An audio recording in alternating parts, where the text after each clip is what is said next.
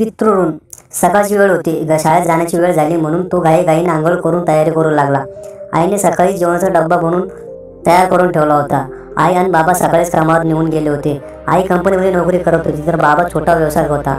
दप्तर भरून तो शाळेला निघणार तोच तेवढा मोठा आवाज झाला. कसला भयानक आवाज हे पाहण्यासाठी तो घराबाहेर आला. सगळीकडे गडबड गोंधळ सुरू असताना त्याच्या कानावर आवाज ऐकू आला. पळापळा समोरच्या फॅक्टरीमध्ये आग लागली आहे. तो आवाज मोठा आणि कर्कश होऊ लागला. एक क्षण तो थबकला. कपाळावर आलेला घाम त्याने शर्टाच्या बाईने पुसला. आणि ताई ठीक असेल ना, त्यांना काही झालं नसेल ना, या विचारात असताना त्याला बाबांची आठवण आली. क्षणाचा विचार न करता तो दप्तर टाकून फॅक्टरीच्या दिशेने पळाला. मनात त्याच्याकडे एकच निर्धार होता, बाबा सुखरूप आणायचे. फॅक्टरी जशी जवळ येत होती तसे आगीचे डोम उसळताना दिसत होते. फटाके बनवणारी फॅक्टरी असल्यामुळे धमाक्याचा आवाज कर्कश होता.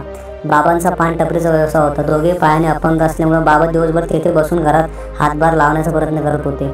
अपंग असलेले दुःख आणि वेदना त्यांनी डोळ्याने पाहिल्या होत्या. बाबांनी कशाची कमी पडू दिली नव्हती. गरिबी, झटके आणि झळा कधी त्यांना पर्यंत येऊ दिल्या नव्हत्या. बाबांचे एकच स्वप्न होते, आपला मुलगा मोठा होऊन चांगला अधिकारी व्हावा. आणि त्यानेही ठरवलं होते की शिकून मोठे होऊन चांगली नोकरी करायची आणि बाबांना आराम द्यायचा.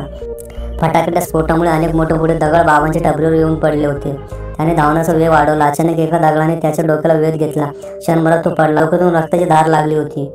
त्या 9 वर्षाचा मुलगा इवलासा देह थरथरून कापू लागला. वाचवा, कोणीतरी वाचवा, बाबांच्या आवाजाने तो भानावर आला.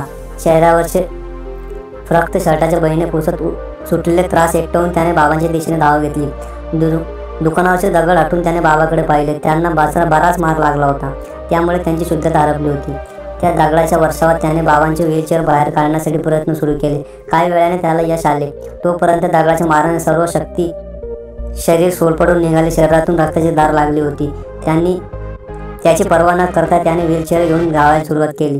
बाबांना सुखरूप ठिकाणी पोहोचून त्याने श्वास घेतला, पण तो त्याचा अखेरचा श्वास होता. बाबा सुखरूप आहे पाहून त्याने आनंदाने डोळे मिटले. असे म्हणतात, ईश्वरापेक्षा आई बाबांचे स्थान हे मोठे असते. किती संपत्ती तुम्ही अर्पण करा, किती सेवा करा, तरी त्याचे ऋण आपण फेडू शकत नाही. या 9 वर्षाच्या आशिषने आपल्या जीवाची पर्वा न करता मृत्यूच्या ताडीतून आपल्या पित्याला वाचवले. अशक्य ते शक्य करून दाखवले. मृत्यू पाहून भल्याभल्याने धडके भरते, परंतु मृत्यू दारात असून त्याला न जुमानता प्रचंड शौर्य दाखवून ज्या पद्धतीने आशिषने त्यांच्या बाबाला वाचवले, अनेक जन्माचे पितृऋण त्याने फेडले असे मी म्हणेन. अशा या महान आत्म्याला मी नमन करतो. ईश्वर चरणी ही प्रार्थना करतो की प्रत्येक बेताला आशिष सारखाच मुलगा मिळो. धन्यवाद.